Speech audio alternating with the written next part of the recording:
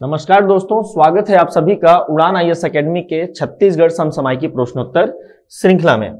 आगे बढ़ने से पहले आप सभी के लिए एक जानकारी है।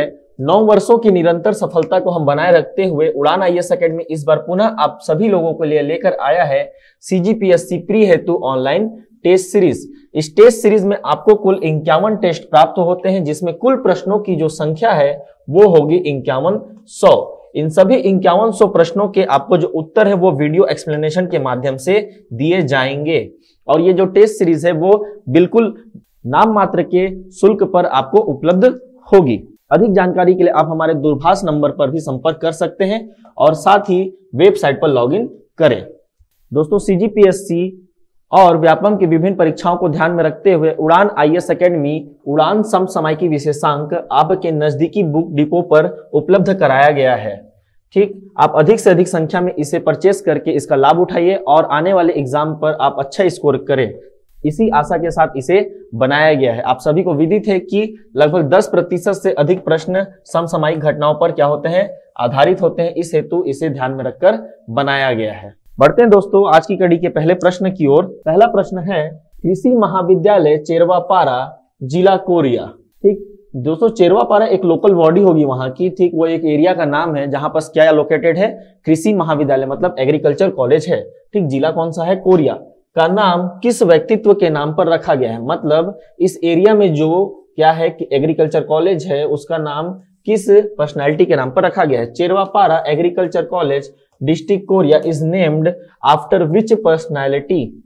ठीक, हमारे पास ऑप्शन है श्री डॉक्टर राम नरेश सिंहदेव, दूसरा ऑप्शन है रामचंद्र सिंहदेव, तीसरा ऑप्शन है डॉक्टर रामचंद्रेश सिंहदेव और चौथा ऑप्शन है डॉक्टर राम नारायण सिंहदेव।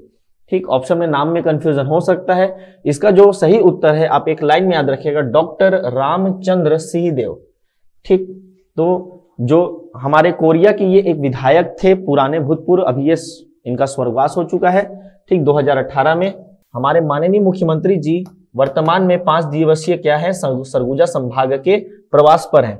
वहां पर वो विभिन्न योजनाओं का, विभिन्न कार्यों का क्या कर रहे हैं, लोकार्पण कर रहे हैं तथा विभिन्न प्रकार की घोषणाएं कर रहे हैं। इसी क्रम में उन्होंने कृषि महाविद्यालय जो कि जिला कोरिया में है, चेरवापारा में स्थित है, इसका नाम डॉक्टर रामचंद्र सिंहदेव के नाम पर करने की घोषणा की है। तो आप याद रखेंगे डॉक्टर रामचंद्र सिंहदेव कॉलेज कहाँ है, ये जिला कोरिया में है। ठीक, एक एग्रीकल्चर कॉलेज है। हमारा अगला प्रश्न इन्हीं के ऊपर है कि स्वर्गीय श्री डॉक्टर रामचंद्र सिंहदेव के संबंध में निम्नांकित कथनों पर विचार कीजिए। ठीक है, इनके बारे में कुछ पॉइंट्स लिखे हुए, इन पर हमको क्या करना है, विचार करना है। Self considered the following statements regarding mister doctor Ramchandra Singhdeo. ठीक, पहला कथन ये बोलता है ये कोरिया से विधानसभा सदस्य थे। ठीक, तो पहला ऑप्शन बिल्कुल सही है। यहाँ पास पहला पॉइंट क्या है, यहाँ पास बिल्कुल सही है, was an assembly member from Korea. ठीक, ये 1967 से सक्रिय राजनीति में भाग लिए और इसी समय से यहाँ पास विधायक रहे। इन्होंने 6 बार विधायक का यहाँ से क्या जीता है, चुनाव जीता है और ये 4 बार मंत्री पद को भी धारण कर चुके हैं। ठीक, याद रखिएगा इन्होंने 4 बार मंत्री पद को भी धारण किया हुआ है। एक बार इन्होंने एक साथ 16 विभागों की भी जिम्मेदारी ली थी।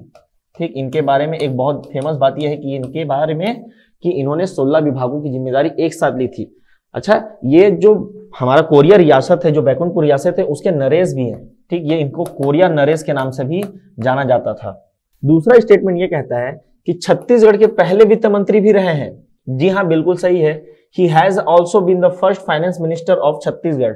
ठीक, जब हमारा छत्तीसगढ़ अलग होकर बना था मध्य प्रदेश से नवंबर 2000 में, तो उस समय छत्तीसगढ़ के जो कैबिनेट थे उसमें वित्त मंत्री कौन थे, श्री डॉक्टर रामचंद्र सिंहदेव जी थे। मतलब हमारे यहाँ दोनों कथन क्या है, सही हो जाता है। इस कारण ऑप्शन नंबर सी 1 और 2 दोनों सही होगा यहाँ पास। ठीक है दोस्तों, तो याद रखिएगा इनके बारे में कुछ ये जानकारियां थी।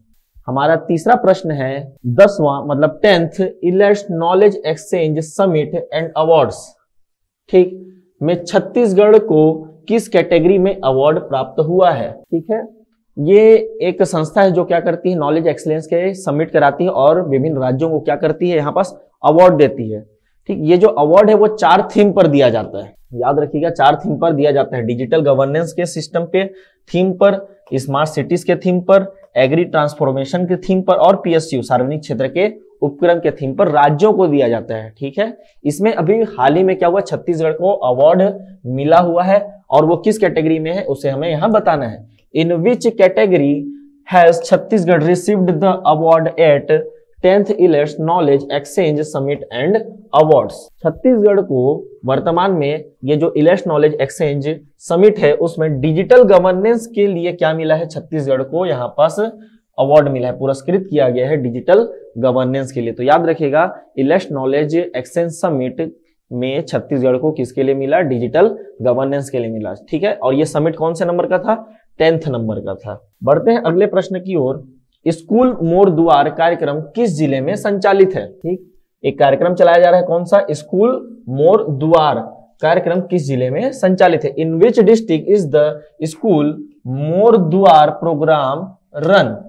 दोस्तों आप सभी झेल ही रहे हैं कि अभी वर्तमान में कोविड-19 चल रहा है, जिसके कारण बहुत लॉकडाउन फेस करना पड़ा, हमें बहुत सारी दिक्कतों का सामना करना पड़ा। इसमें सबसे बड़ी समस्या जो आई, एक समस्या ये भी रही सबसे बड़ी कि शिक्षा के क्षेत्र में बहुत ज्यादा क्या हुआ, तकलीफ हुआ। बच्चे साल भर से स्कूल नहीं गए हैं। ठीक, इसी को ध्यान में रखते हुए शिक्षक नए नए तकनीकों का प्रयोग कर रहे हैं ताकि बच्चों को क्या किया जा सके, शिक्षित किया जा सके। इसी के तहत छत्तीसगढ़ गवर्नमेंट ने क्या किया था, 7 अप्रैल 2020 को पढ़ई तुहर द्वार नाम से क्या बनाया था, एक पोर्टल बनाया था। ठीक, आप सबको मालूम ही होगा पढ़ई तुहर द्वार क्या है, छत्तीसगढ़ में एक वेब पोर्टल है। ठीक, जिसमें ऑनलाइन शिक्षा बच्चों को दी जाती है। ठीक, उनके घर में ही रहकर उनको शिक्षित किया जाता है। छत्तीसगढ़ सरकार की ये बहुत अच्छी पहल रही है। इसी कार्यक्रम के साथ स्कूल मोर द्वार भी चालू किया गया। ठीक, शिक्षकों द्वारा अभिनव का प्रयोग किया जा रहा है, बहुत ज्यादा किया जा रहा है, अच्छे से किया जा रहा है, अपने इनोवेशन कर रहे हैं वो बच्चों को शिक्षित करने के लिए। ठीक, अलग अलग तरीके निकाल रहे हैं। राज्य में जो पढ़ई तुहर द्वार कार्यक्रम है उसके अंतर्गत क्या किया गया, ऑनलाइन कार्यक्रम से छूटे हुए विद्यार्थियों के लिए कोरिया जिले के, ठीक याद रखिएगा इसका आंसर क्या है, कोरिया जिले के जो हमारा विकास खंड है, कौन सा विकास खंड, खंडगवा विकास खंड में ये कार्यक्रम चल रहा है। और जो स्कूल है वो है हल्दीबाड़ी संकुल का स्कूल। ठीक, याद रखना हल्दीबाड़ी संकुल है। ठीक, इस संकुल के जो शिक्षक उन्होंने एक नवाचार का प्रयोग किया ताकि बच्चों को क्या किया जा सके, उनके घरों में जाकर शिक्षित किया जा सके। एक वैन होता है, उसमें डिजिटल फॉर्म में क्या रखे होते हैं, ऑडियो और वीडियो क्लिप होते हैं, कुछ टाटपट कुछ वो होते हैं, प्लेट्स होते हैं जिसमें अक्षर लिखे होते हैं, और ये जगह जगह जाकर क्या करते हैं, बच्चों को शिक्षित करते हैं उनके घर के पास जाकर। बहुत अच्छा पहले शिक्षकों के लिए सलाम है उनको। तो अपने को कार्यक्रम के नाम याद रखना है कि स्कूल मोर दुआर कार्यक्रम किस जिले में संचालित है, तो वो संचालित कहाँ होगी, हमारी कोरिया में होगी। बढ़ते हैं अगले प्रश्न की ओर। आकांक्षी जिला कार्यक्रम के तहत कौन सा जिला शामिल नहीं है, ठीक शामिल नहीं है। विच district is not covered under the aspirational, मतलब आकांक्षी डिस्ट्रिक्ट प्रोग्राम। ठीक दोस्तों, आप सभी को मालूम होगा कि नीति आयोग की एक अनोखी पहल है कि देश के लगभग 100 एकदम पिछड़े जिलों को क्या किया जाए, अलग से उनके लिए कार्यक्रम बनाकर उन्हें आगे लेकर आया जाए, मुख्य धारा से जोड़े जाए। इसलिए उन्होंने क्या किया, आकांक्षी जिला का कॉन्सेप्ट लेकर आया। आकांक्षी जिले का क्या किया उन्होंने, कॉन्सेप्ट लेकर आया। तो इसमें शुरुआत में 100 जिलों को शामिल किया गया, बाद में इस संख्या को भले बढ़ाया गया है। लगभग ये अभी 115 फर्स्ट फेज में चालू हो गया था और बाद दूसरी फेज जब चालू हुआ तो 9 हो गया था उसमें। ठीक है, लगभग 124 जिलों में यह कार्यक्रम चल रहा है। इसी के तहत छत्तीसगढ़ में आकांक्षी जिला है, उनकी संख्या है कुल 10 आकांक्षी जिला है। दोस्तों अभी हाल ही में क्या हुआ, नीति आयोग के द्वारा राजनांदगांव में एक आकांक्षी जिला के तहत एक कार्यक्रम चल रहा है, उसकी क्या की है, सराहना की है कि छत्तीसगढ़ में आकांक्षी जिला के तहत जो भी प्रोग्राम चलाए जा रहे हैं उनमें क्या हो रहा है, प्रगति बहुत अच्छे तरीके से हो रही है। तो प्रश्न इसी पर है कि छत्तीसगढ़ में आकांक्षी जिला कौन कौन से हैं। ठीक है, और प्रश्न यहाँ पास ये है कि कौन सा नहीं है। तो हमें सबसे पहले पता होना चाहिए कि 10 जिले कौन कौन से हैं। तो बस्तर संभाग के सभी 7 जिले, ठीक, मतलब कांकेर आएगा उसमें और सुकमा तो आएगा ही आएगा। उसके साथ साथ राजनांदगांव, महासमुंद और कोरबा जिला, ठीक, ये 10 जिले हो गए। बस्तर में 7 जिले प्लस राजनांदगांव, दूसरा महासमुंद, ठीक, और एक कोरबा। इन 10 जिलों में क्या है, आकांक्षी जिला कार्यक्रम चल रहा है। मतलब बलरामपुर ऐसा जिला है जो कि आकांक्षी जिला कार्यक्रम के तहत शामिल नहीं है। तो हमारा उत्तर क्या होगा, बी ऑप्शन, आकांक्षी जिला नहीं है। बढ़ते हैं अगले प्रश्न की ओर। अनुसूचित जाति और जनजाति के अभ्यर्थियों को, ठीक, एस्पिरेंट्स को सिविल सेवा प्रोत्साहन योजना के तहत मतलब किसको मिलता है ये सिविल सेवा प्रोत्साहन योजना? कौन से वर्गों को मिल रहा है? अनुसूचित जाति और अनुसूचित जनजाति के वर्गों को के तहत संघ लोक सेवा आयोग मतलब यूपीएससी के द्वारा आयोजित सिविल सेवा परीक्षा के प्रारंभिक परीक्षा में सफल होने पर कितनी राशि प्रदान की जाती है? मतलब एक अनुसूचित जाति या अनुसूचित जनजाति का विद्यार्थी अभ्यर्थी है, यदि वो यूपीएससी का क्या क्वालिफाई करता है, प्री क्वालिफाई करता है, तो राज्य सरकार के द्वारा उसे कितनी राशि दी जाएगी? कौन सी योजना के तहत? सिविल सेवा प्रोत्साहन योजना के तहत। ठीक, याद रखना ये जो प्रोत्साहन राशि है वो मेंस की तैयारी के लिए दिया जाता है, ठीक है, ताकि मेंस की तैयारी में उनको दिक्कतों का सामना न करना पड़े। क्वेश्चन है, how much amount is provided to the candidates belonging to schedule castes and tribes on successful completion of the civil service examination conducted by the Union Public Service Commission under the Civil Services Incentive Scheme। ठीक, तो दोस्तों इसका जो उत्तर है वो है 1 लाख रुपए। ठीक, 1 लाख रुपए यहाँ पर क्या किया जाता है? प्रोत्साहन राशि दी जाती है ताकि उनको मेंस की तैयारी के दौरान दिक्कतों का सामना न करना पड़े, खासकर मनी के रूप मतलब पैसे के रूप में दिक्कतों का सामना न करना पड़े।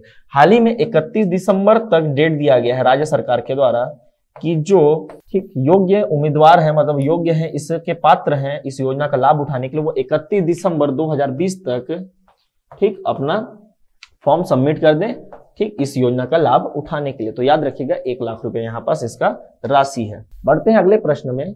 राज्य के किस बालिका को 10 जनवरी 2021 में आयोजित इंडियाज ग्लोरी अवार्ड के राइटर कैटेगरी में सम्मानित किया जाएगा? Which girl from the state will be honoured at the India's glory award writer category held on 10 January 2021। दोस्तों याद रखिएगा कि शहर की मतलब यहाँ रायपुर शहर की हैं वो, ठीक, इनका नाम है जीविता गौड़। जीविता गौड़ क्या है? एक राइटर है और इसके साथ वो ब्यूटी कंपटीशन में भी भाग ले चुके हैं। उन्हें ऑनर किया जाएगा मुंबई में। ठीक, मुंबई में क्या हो रहा है? अमन गांधी फिल्म प्रोडक्शन की ओर से इंडियाज ग्लोरी अवार्ड का, ठीक दोस्तों, मुंबई में अमन गांधी फिल्म प्रोडक्शन के द्वारा इंडियाज ग्लोरी अवार्ड का आयोजन किया जा रहा है। उस आयोजन में ठीक हमारे राज्य की जीविता गौड़, ठीक, जो कि एक राइटर भी हैं, अभी तक उन्होंने 5 बुक लिख चुके हैं और ब्यूटी कंपटीशन में भाग भी ले चुकी हैं और वहां पास विनर भी रही हैं। उनको क्या किया जा रहा है? यहाँ पास अवार्ड दिया जा रहा है। कौन सी कैटेगरी में? राइटर कैटेगरी में मिल रहा है। इनको याद रखिएगा, इनका नाम है जीविता गौड़ जी।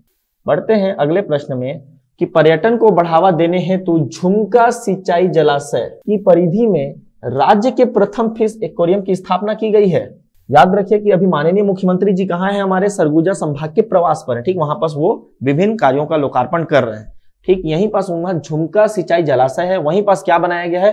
फिश एक्वेरियम बनाया गया है। उसका लोकार्पण हाल ही में वहां पास करके आए हैं कौन? हमारे माननीय मुख्यमंत्री जी। वहां लगभग 30 प्रकार की मछलियों को रखा जाएगा। 53 लाख रुपए के लागत से इसे बनाया गया है। सैलानियों के लिए, पर्यटकों के लिए बहुत आकर्षण का ये केंद्र होने वाला है। To promote tourism The first fish aquarium of the state has been established in periphery of झुमका irrigation reservoir। मतलब ये जो फिश एक्वेरियम है वो कहाँ बनाया जा रहा है? झुमका सिंचाई परियोजना के जलाशय के अगल बगल में बनाया जा रहा है, मतलब उसके परिधि में बनाया जा रहा है। ठीक है, तो हमारे पास ऑप्शन है बलरामपुर, दूसरा कोरिया, तीसरा सूरजपुर, चौथा सरगुजा। आप इसका उत्तर कहाँ करेंगे? कमेंट बॉक्स में करेंगे। रीजन ये है कि नवंबर के अंतिम जो हमारा कड़ी चल रहा था लगभग 28, 29, 30 तारीख के, उसमें आपको बताया गया था फिश एक्वेरियम बनाया जा रहा है, उसकी स्थापना हो चुकी है। किस जिले में हुई है, कहाँ हुई, ये सब बताया गया था। इस क्वेश्चन को आप और कैसे सॉल्व कर सकते हैं? झुमका परियोजना के नाम से भी सॉल्व कर सकते हैं कि झुमका परियोजना किस जिले में स्थित है। तो दोस्तों यहाँ पास आपको हिंट भी मिल चुका है इस प्रश्न के लिए, तो मैं चाहता हूं कि आप इसका उत्तर कमेंट बॉक्स में अवश्य करें। नेक्स्ट क्वेश्चन है, मल्टी यूटिलिटी सेंटर का निर्माण इनमें से किस योजना के अभिसरण से नहीं हुआ है? ठीक, अब यहाँ पर प्रश्न में ये नहीं दिया गया है कि ये मल्टी यूटिलिटी सेंटर कहाँ का है। ठीक, अभी कोरिया जिले का इस बात हो रही है। ठीक, कोरिया जिले में एक मल्टी यूटिलिटी सेंटर बनाया जा रहा है। ठीक, ये जो यूटिलिटी सेंटर, यहाँ पर विभिन्न प्रकार की चीजें होंगी, गतिविधियां होंगी। ठीक, जैसे बुनाई का कार्य होगा, गौठान भी होगा, यहाँ पास छोटे मोटे फैक्ट्रियां भी लगेंगी। इस प्रकार से एक निवेश क्षेत्र के रूप में ये यूटिलिटी सेंटर क्या करेगा? काम करेगा।